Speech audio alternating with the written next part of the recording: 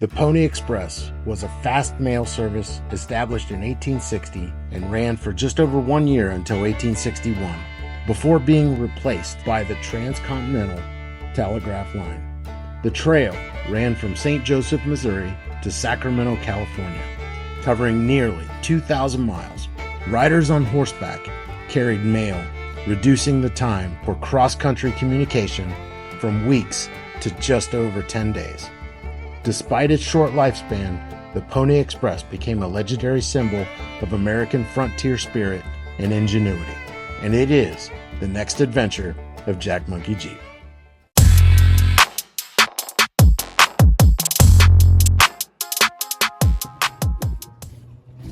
What's up, guys? Welcome back to the channel. We got something special for you today. I'm in St. Joseph, Missouri with my family. We're on our road trip, and we stopped by to see the Pony Express Memorial. This is where it all started back in 1860. Ran for 1 year, totaling 1,800 miles, and took about 10 days for horseback to get from St. Joseph, Missouri to Sacramento, California, so that they could deliver the mail. We have the Pony Express Motel, the museum, a memorial in this small, quaint little town. Thanks for watching Jack Monkey Jeep. So now we're walking, we just parked, we're walking over here. You can see the motel in the background. We're walking around the front entrance of the museum. Should be able to see that main entrance right there. And then we're walking around, and just on the other side is gonna be the memorial. So we have a mural over here across the street. This shows Leah Spratt Park, and we have the Pony Express Museum. This is the museum, this is the mural, and just behind me on my right is the National Memorial Park. And this is the stables and the museum.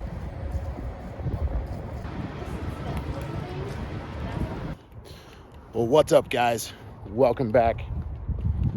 We are in Salt Lake City at a Pony Express monument, and then we're gonna get on the road and drive through Emigration Pass, and then came into Salt Lake City, across Nevada, over the Sierra Nevada mountains and into California. They did this in 10 days, 1,800 miles. This trail ran for 18 months, and it's just absolutely fascinating that folks did this to get mail and correspondence from Western Missouri to California. Anyway, we're here at the monument. We'll go ahead and show it.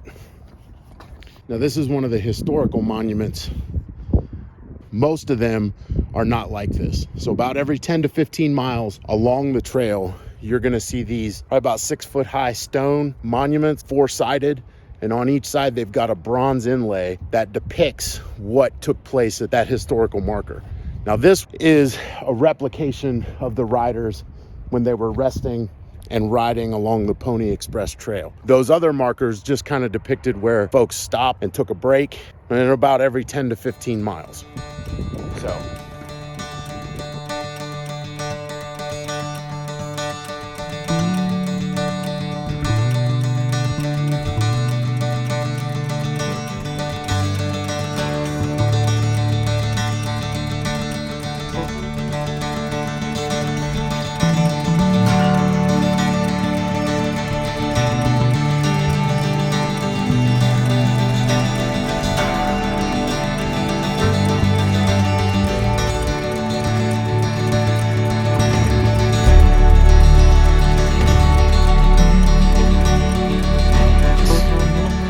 Going across the state.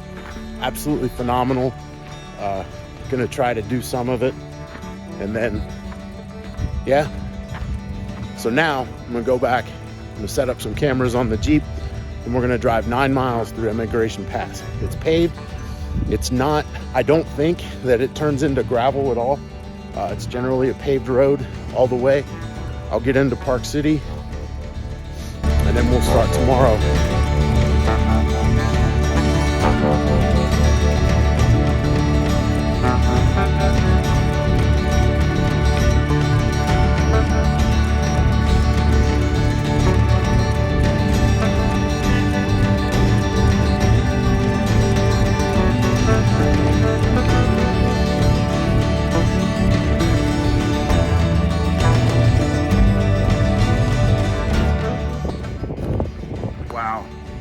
So I don't know if you can tell, but we just came up through here. I got a lot of GoPro footage, which is what you were just watching. And this is Little Mountain Summit.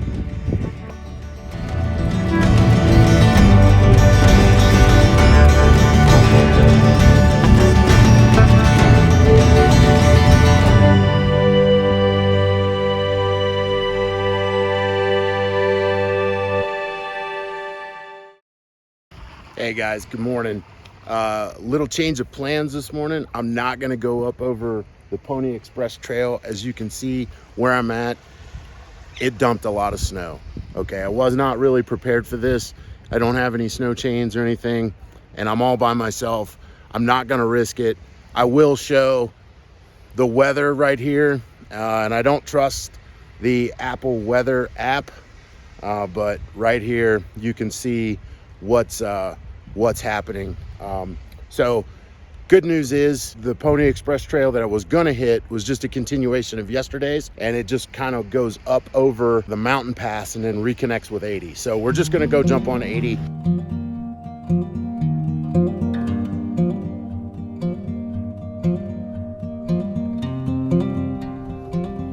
All right, guys, so we just pulled over.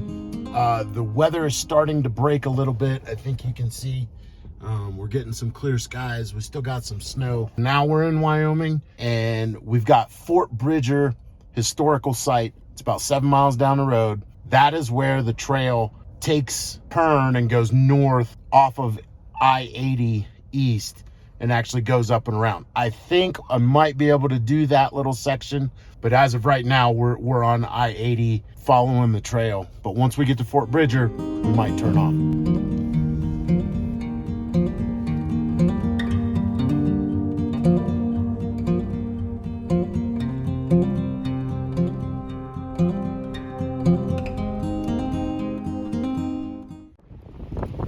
All right, guys, so this is Fort Bridger, Wyoming, okay? This was an army fort that was built in the mid-1800s prior to the Pony Express Trail taking place. This was used in 5 different eras during the Mormon War, the Oregon Trail crossing, the Utah War, the Pony Express, and one other one that I can't remember off the top of my head. This was a stopping point. The riders of the Pony Express.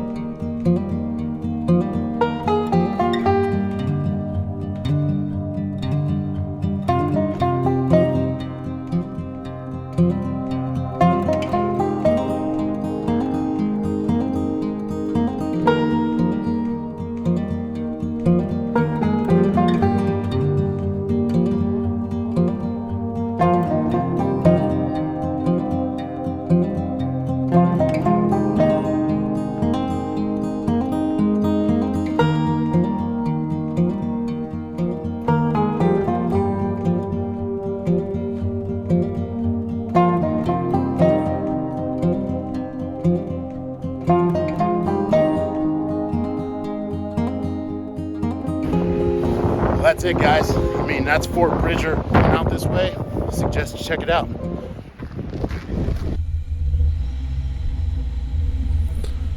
From Fort Bridger to Grainger Station, it took me just a little under an hour, and it totaled just over 45 miles. The roads were dirt before turning back to pavement. It is sparse out here. I don't have a video of it, but just before I pulled into Grainger, I drove by a small building on the right, and it said Grainger High School. This place was small. The town has just over 93 inhabitants living in it. So if you plan on coming out here, ensure you have enough supplies and all the recovery gear that you could possibly need. There is no cell service out here either. Good luck. Alright guys, it's windy as fuck out here, but I'm at Grainger Station in Grainger, Wyoming. This historical marker was one of the sites was used along the Pony Express. 2 monuments and a building. And there you can see on the Oregon Pony Express. This is where the riders like stopped to kind of take a break. And we're going to continue north here so we can show you the Big Sandy Pony Express monument. It's about 45 miles up the road. You can see how this is a dirt road in here. They've got one store, very, very small place, but I've got enough gas to get me about 230 some miles. Yep. You see you can't get into the doors here. You can only imagine that this was like maybe a stable where they kept the horses. I don't know. There's a saddle, picnic bench. I'm sure that wasn't here back in the day. But yeah, so this is it. It's cold. It's windy. If you ever come through Wyoming, you'll know. So here's a little, you can see where we are. And the Stagecoach King.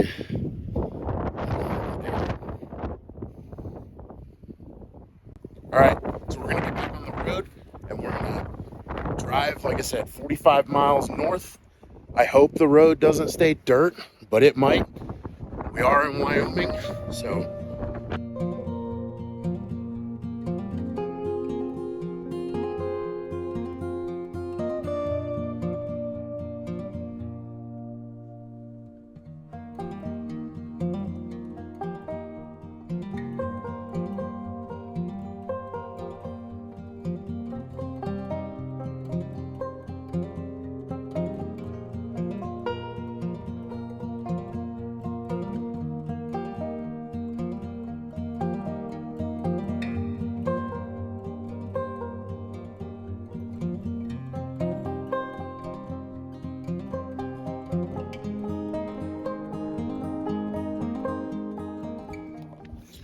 All right, everybody. So we are at the Big Sandy Monument of the Pony Express. We just traveled all the way through that in Wyoming. It took me about an hour and a half to get here. This is it. Brave men and women. The brave men who rode the Pony Express, 1860 to 1861. Big Sandy Station. So this over here is the Big Sandy River. There's a historical marker over there, or a marker anyway. Oregon Trail marker, and something else, another historical marker. But this is all generally in this spot. So I'm in a much more densely populated area. I got a fuel stop there, which I'm going to get gas and continue on for about 4 more hours until I get to where I'm going. But this is it. So that's generally what one of these looks like. Not much else to say. We're going to get it. From Farson, Wyoming, we headed north along the highway and the old Pony Express Trail. There were several other markers along the way. However, I didn't have time to stop because a winter storm warning was coming off the southern part of the Wind River mountain range. We were just south of the mountains when we hit the snow. Fun fact, Gannett Peak, a mountain in Wind River Range, is the highest point in Wyoming, totaling over 13,804 feet, or 4,207 meters. It is located 50 miles northwest of Lander on the crest of the Continental Divide. It rises from the ice fields within the Bridger-Teton National Forest. This place is full of wonder and has vast, beautiful scenery all around, even though you may have to drive to find it. I decided to veer off the trail later and head into Rawlins, Wyoming, where I would stay the night. It was getting late. I hit I-80 east in the morning, en route back to the start point of the Pony Express Trail in St. Joseph, Missouri. West, owned by Russell's Majors and Waddell, met California Senior Senator William Gwynn while both were traveling east. Senator Gwynn.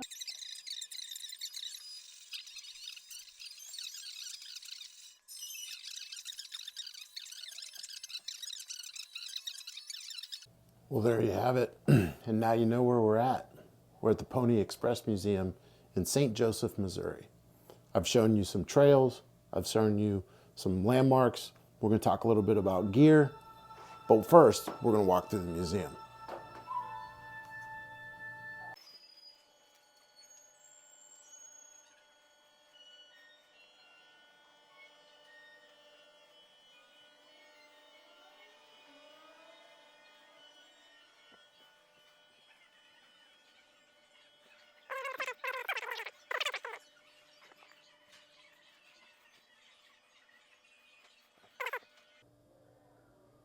Missouri.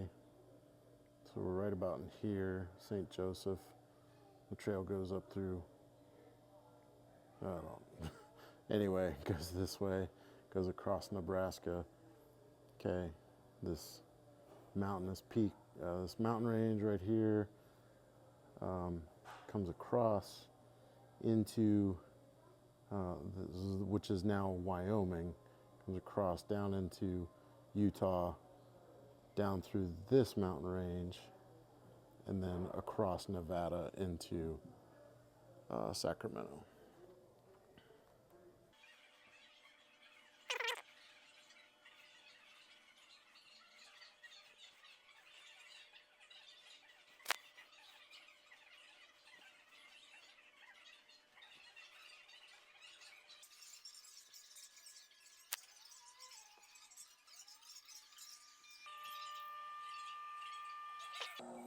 This is a depiction of the terrain that you go through to get to where you need to go. Starting in St. Joseph, Missouri, along the Missouri River, crossing into Kansas,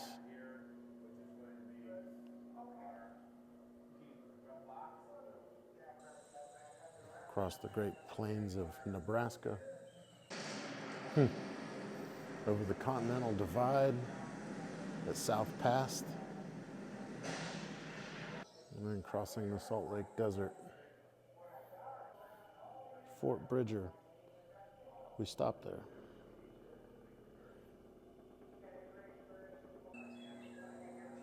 Oh, this was horrible.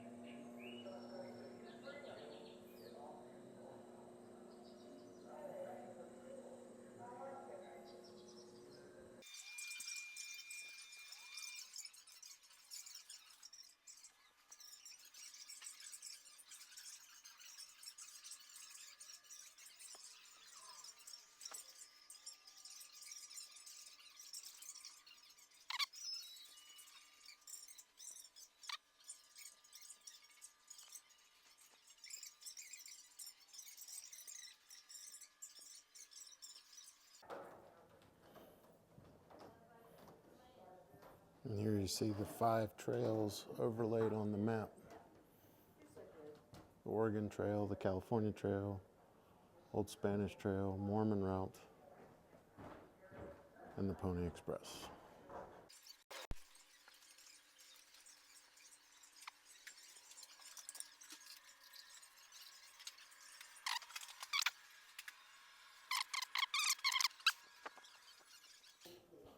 So there you have it. So that's the museum here in St. Joseph. So we have all the sites here and everything. So really, really cool piece of history.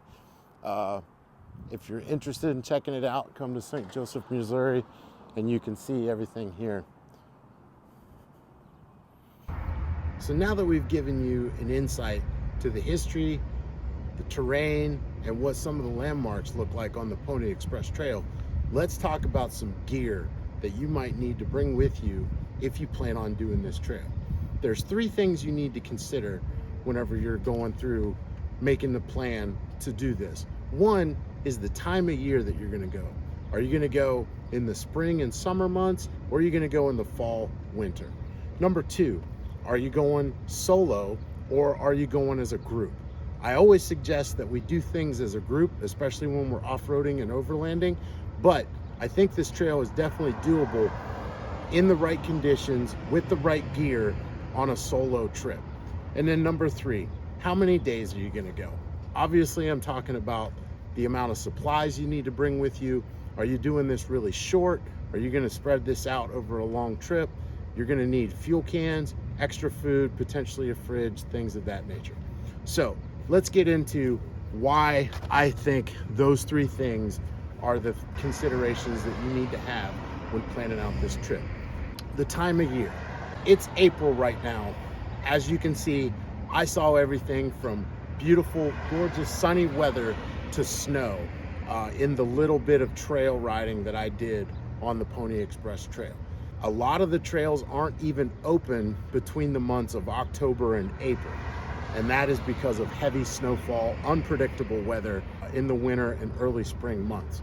I would suggest that you do this for the first time in the summer, where the weather's warmer, it's a little bit more predictable, the trails are likely to be open. The second thing, are you going solo or are you going in a group? That depends on your experience level. If you are an experienced off-roader, overlander, and you have no worries about your ability to survive out in the wilderness, then go for the solo. But things in our community are always better done in a group, I think. Plus, it's safer. You have more assets in which to recover a vehicle if you need to, and it's just it's a better option for those of us who aren't necessarily an expert. And plus, who really is an expert? Because every time you go out, I find that I learn something new every time. And then the third thing, how many days are you going to do this over? It's 1,800 miles. It's 2,000 miles. It's 1,900 miles. It just depends on who you actually talk to.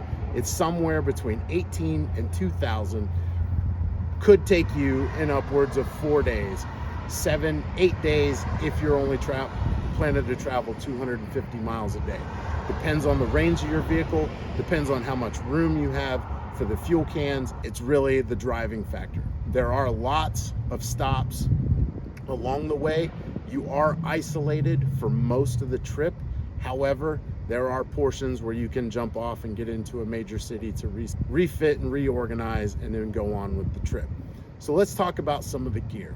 If you're overlanding, you probably have a winch. If you don't have a winch, it's probably something that you're looking at upgrading in the future, but definitely have the winch and all the accoutrement that comes with that. Extra tow cables, soft shackles, hard shackles, connecting snatch blocks, snatch rings. Bring all that with you if that is already equipped on your rig. But don't feel like you need to go out and purchase that if you haven't already done it. I think there's plenty of space for those of us to do this trail without the winch and everything there. If you're going solo, you gotta have some max tracks. There's definitely some terrain that could create a lot of mud and sticky situations. So max tracks are definitely something that I would put on the list to bring, especially if I was doing this solo. Now, if you're gonna go as a group, all these comments just apply to the group as a whole. But if you're going solo, you probably should have a winch and all its accoutrement, and you should have max tracks for sure. Extra fuel, absolutely a must if you're going solo. There are some stretches on this trail where you don't see anything for an upwards of 50, 60 miles, especially in western Wyoming. Now, once you get out into western Utah and across Nevada, I don't know, because I'm not highlighting that part of the trail here. We made the trip to Salt Lake City, so I'm highlighting what I drove on. I have seen and I have been told that those are very, very remote areas. So that is definitely a big consideration, fuel. And then the last thing is really your communications plan. Don't rely on cellular. Cellular is just trash. I had no service for stretches of upwards of 70 miles. Communication plan, whether that be a Garmin InReach, your GMRS, your ham radios, CB radios, something using a repeater so that you can access help and safety if you need it, a personal locator beacon. All these things are something to consider whenever you're gonna do the Pony Express. For the most part, if you're in a group, as long as somebody's got an InReach or some way to reach back, then I think you're fine. But again, if you're doing this solo, these are all things that you need to take into consideration when you're doing this. Another thing is first aid. You definitely have to be safe. You can't take unnecessary risks along this trail, because this trail is unforgiving, and it's not so much unforgiving in the fact that it's going to be brutal on your vehicle. It's unforgiving in the fact that if you get hurt, you could be in a real dire situation. Understanding first aid, understanding how to apply bandages and stop bleeding and things of that nature are crucial for the solo trip. If you're doing it in a group, as long as one person, two people have that capability, have that understanding and knowledge, then you're good. So that was kind of a really quick, short rundown list of gear that you need. We talked a little bit about the history. We talked a little bit about some of the terrain in Wyoming and Utah that I drove on. And we talked what the trail markers really look like. Again, those are spread out about every 10 to 15 miles because that's where the horses needed to stop to switch out for a new fresh horse and get some food, maybe catch a little bit of sleep, and then get on their way. I hope you guys enjoyed this. I had a lot of fun bringing it to you. Get out, enjoy your weekend, and we'll see you next time on Jack Monkey Jeep.